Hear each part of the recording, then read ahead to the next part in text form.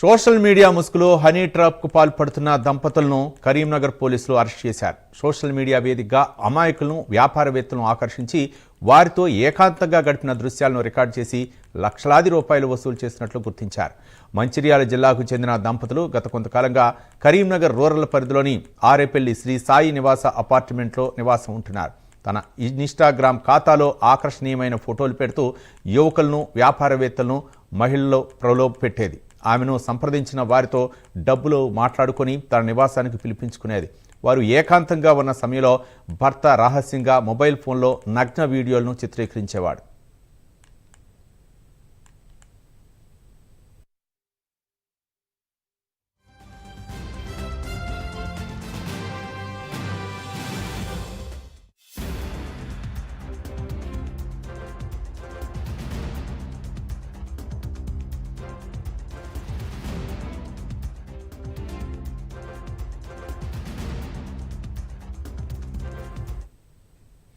ఈ వీడియోలను చూపిస్తూ బాధితుల్ని భయపెట్టి సదరు దంపతులు భారీగా డబ్బులు వసూలు చేసేవారు.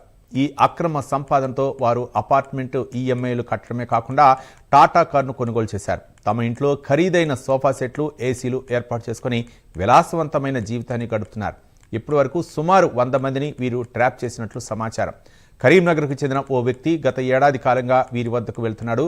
అతని వద్ద నుండి ఇప్పటి వరకు దాదాపు 14 లక్షల రూపాయలను వసూలు చేశారు ఈ దంపతులు. అదనంగా మరో 5 లక్షల రూపాయలు ఇవ్వాలని, లేదంటే వీడియోలు వైరల్ చేసి చంపేస్తామని బెదిరించారు. ప్రాణభయంతో సదరు బాధితుడు కరీంనగర్ రూరల్ పోలీసులకు ఫిర్యాదు చేయడంతో అసలు విషయం బయటపడింది.